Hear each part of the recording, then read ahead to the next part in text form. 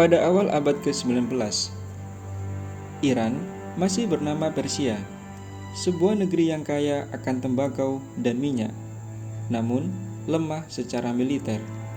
Kelemahan itu dimanfaatkan oleh Inggris dan Rusia untuk menguasai Persia dari dalam. Satu hal yang tidak bisa dipungkiri, Inggris dan Rusia pada masa itu adalah sebuah negara adidaya yang kerap kali memperebutkan wilayah dan pengaruh di wilayah lain, termasuk Persia. Kedua negara adidaya memaksa raja menandatangani perjanjian, yaitu Inggris memonopoli tembakau dan Rusia menguasai perikanan dan perbankan. Tindakan itu membuat rakyat semakin marah. Salah seorang ulama, Mirza Hasan Shirazi, membalas dengan sebuah fatwa haram rokok tembakau yang dikelola oleh Inggris. Hanya dalam waktu semalam, seluruh negeri berhenti merokok. Raja pun membatalkan perjanjian.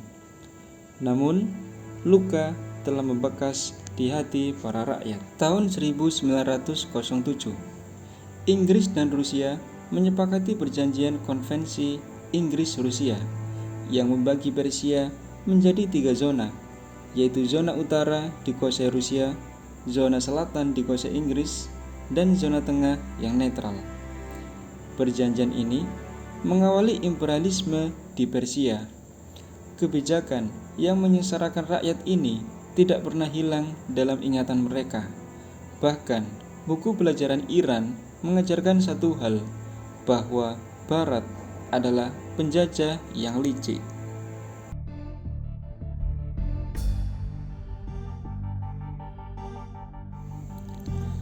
Bagi rakyat Iran, tidak ada peristiwa yang lebih membekas selain kudeta 19 Agustus 1953. Pada tahun 1951, Perdana Menteri Muhammad Mossadegh menasionalisasi minyak Iran yang dikuasai perusahaan minyak Inggris Iran. Mossadegh menjadi pahlawan rakyat. Tapi Inggris dan Amerika marah. Churchill melobi Eisenhower, "Selamatkan minyak kami." Kemudian dia mengirim agen CIA untuk melancarkan misi Operasi Ajak, sebuah misi yang dilakukan dengan menyuap politisi, memobilisasi preman, dan menyebarkan propaganda bahwa Mossadegh adalah agen komunis. Pada Agustus 1953, kudeta berjalan sesuai rencana. Mossadegh ditangkap dan dihukum menjadi tahanan rumah hingga wafat. Hal itu menjadikan Shah Pahlavi kembali mendapatkan kekuasaan absolut yang berpihak pada Barat.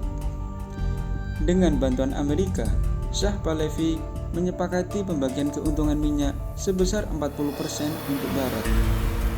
Hal itu membuat rakyat Iran semakin dikhianati.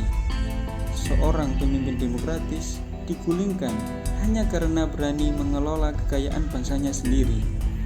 Untuk mengenangnya, Iran memperingati 28 Mordad atau Hari Kudeta sebagai simbol kebusukan moral Barat yang diperingati setiap tahun dengan narasi, pidato, dan diskusi publik sebagai momen refleksi politik.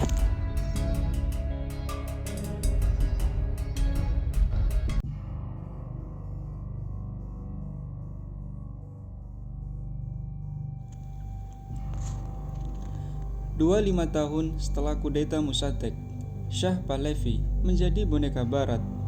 Ia rela membeli senjata dengan harga miliaran dolar dari Amerika, membiarkan CIA untuk melatih polisi rahasia SAVAK agar menyiksa ribuan aktivis.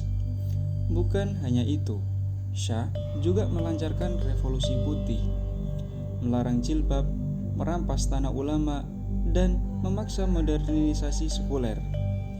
Bagi rakyat konservatif, ini serangan terhadap Islam. Akhirnya, Januari 1978, demonstrasi pecah. Polisi menembak puluhan mahasiswa. 40 hari kemudian, keluarga korban turun lagi.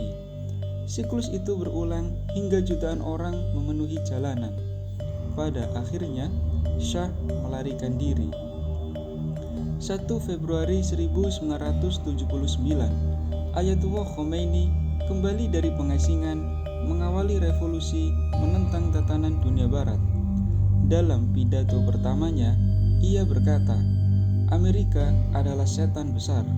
Bagi Khomeini, Amerika adalah dalang semua kejahatan, penindasan, kerusakan moral, dan perampasan minyak.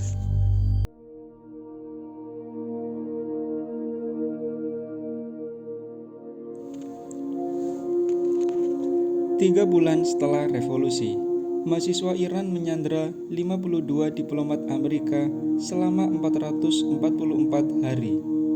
Kemudian, Amerika memutus hubungan diplomatik dan menjatuhkan sanksi. Sejak itu, permusuhan berubah dari luka sejarah menjadi struktur politik yang menguntungkan kedua belah pihak. Bagi rezim Iran, memusuhi Barat adalah pondasi legitimasi. Tanpa musuh bernama Amerika, rezim kehilangan alasan untuk membatasi kebebasan politik, membelanjakan militer besar-besaran, dan menyalakan sanksi atas kemiskinan rakyat. Permusuhan adalah komoditas politik yang sangat berharga. Bagi Amerika, Iran adalah saingan regional sekutunya seperti Israel dan Arab Saudi. Dengan menjadikan Iran musuh bersama, Amerika dapat mempertahankan kehadiran militernya di Teluk Persia dan menjual senjata miliaran dolar. Pada tahun 2015, kedua pihak mencapai kesepakatan nuklir JCPOA. Namun, pada 2018, Amerika menarik diri dan menjatuhkan sanksi lagi. Iran mempercepat program nuklirnya. Lingkaran setan terbentuk. Ketidakpercayaan menghalangi diplomasi. Eskalasi memperdalam ketidakpercayaan. Di balik semua itu, ada sebuah kepentingan menjaga permusuhan ini tetap hidup. Di Iran, Korps Garda Revolusi menguasai industri yang diuntungkan oleh sanksi. Di Barat, kompleks industri militer mendapat keuntungan dari narasi ancaman Iran.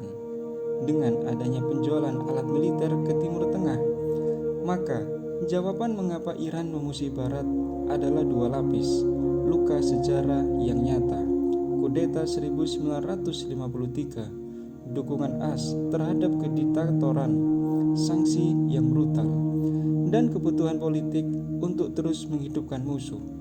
Permusuhan ini bukan irasional, ia sangat rasional. Bagi mereka yang berkuasa, selama struktur itu berdiri, perdamaian hanya akan menjadi mimpi.